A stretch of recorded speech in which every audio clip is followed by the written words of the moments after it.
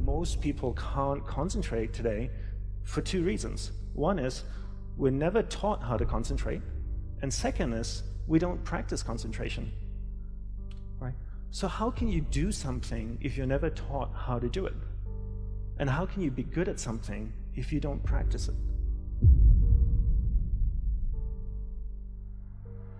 People tell us to concentrate, but they don't tell us how to. And I got told to concentrate all the time. Dandapani, concentrate on eating your food.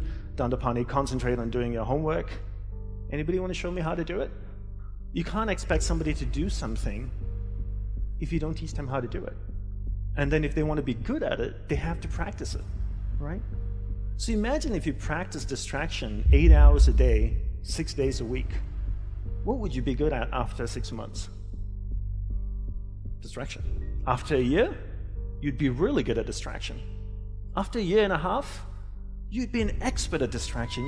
You'd write the New York Times bestseller on distraction. TEDx would invite you to come and give a keynote on distraction. You'd get on stage, you'd be so distracted you forget what you were supposed to talk about. Right? That's how good you are. All right? But the truth is, we don't practice distraction 8 hours a day, 6 days a week. The truth is, we probably practice it more like 16 hours a day, 7 days a week. The average person sleeps, what, 7 to 8 hours, to say, roughly. So we're awake for about 16 hours of the day.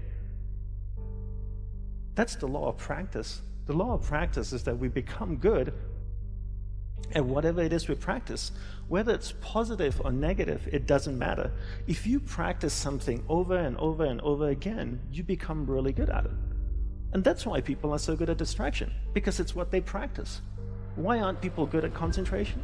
Because they never taught it and they never practice it.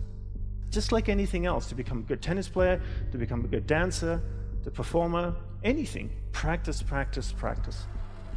And then people say things like, technology are great distractors, right? Smartphones. Oh, I have this thing so distracting, my smartphone. The internet. Are they distractors? I'd like to say no first, and then yes, but mostly no. So technology in itself is not a bad thing. It's actually a beautiful thing, as long as we're in charge of it. But if every time your iPhone beeps or makes a sound and you turn to it and you go, yes, master, how can I serve you today? Then you live in that world of distraction. It's training you to be distracted. But if you actually use technology, then technology is not a bad thing. For example, in the Mac, you have notifications that drop down. But that's as easy as clicking on it and turning it off. Turning off those notifications and not responding, but choosing what you want to engage with. Right? So technology in itself is not a bad thing. The question is, do we choose to engage in it or not? So how do we become good at concentrating? We start by understanding the mind.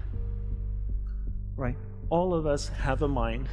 It's the most powerful tool in the world. It built a smartphone, it's put machines that drive itself on Mars, yet there's no manual for the mind, right? When was the last time you saw a manual for the mind? Yet you buy a point-and-shoot camera whose only purpose and duty is to point and shoot.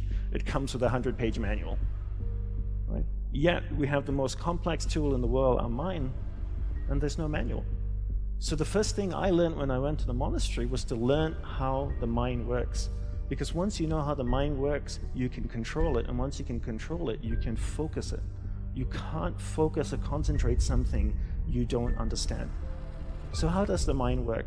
There's two things that you need to understand. One is there's awareness, and one is the mind. So I'll take a few moments to explain this to you and share what they are. So imagine awareness as a glowing ball of light, like an orb that can float around, okay? So that's awareness. Now imagine your mind as a vast space, vast area with many different sections within it. One area of the mind is anger, jealousy, food, sex, happiness, joy, science, art. And this glowing ball of light called awareness can travel within the mind, and it can go to any area of the mind it wants to go to. And when it goes to a particular area of the mind, it lights up that area. When it lights up that area of the mind, you become conscious of it. Each day we allow someone or something throughout the day to take our awareness from one area of the mind to another. When we allow a person or something to do that, we're being distracted. The art of concentration is the art of keeping awareness, that ball of light, on one thing for an extended period of time. Every time that ball of light drifts away, we bring it back. It drifts away again, we bring it back, right? So that's the theory. You have awareness and you have the mind. You are not the mind.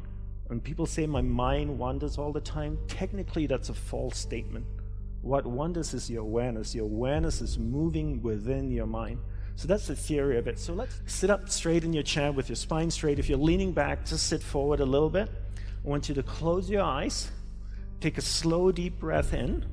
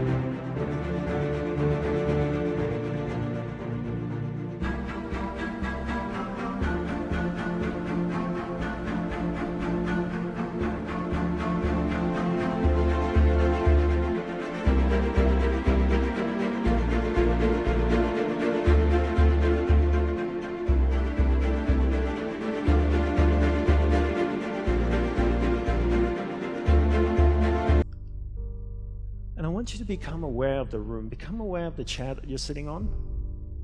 Become aware of any sounds you might hear, the sound of my voice, the humming of the projector or air conditioning.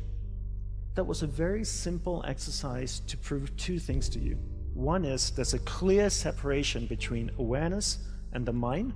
And second is you can actually take your awareness and move it to any area of the mind that you want it to go to. Because you just allowed me to do that. I took your awareness from this room, becoming aware of this chair that you're sitting on, the sound of my voice, the air conditioning, the projector. And this is what happens all day. We allow people and things around us to take our awareness from one area of the mind to another all day long, from the time we wake up. And therefore, we become distracted. To be concentrated is to be able to keep your awareness on one thing for an extended period of time. How do we practice this? We practice this by doing one thing at a time throughout the day. What's the best way to develop concentration? The best way to develop concentration is to bring that practice into our everyday life. Look at opportunities throughout your day. In your average day, ask yourself, what's a great opportunity to practice concentration? Every time you speak with your spouse or your partner, keep that ball of light, that awareness on that person. It drifts away, bring it back. It drifts away, bring it back. The more you practice this, the more you become better at concentration. When you're able to concentrate, you're able to focus all your energy into a single given point.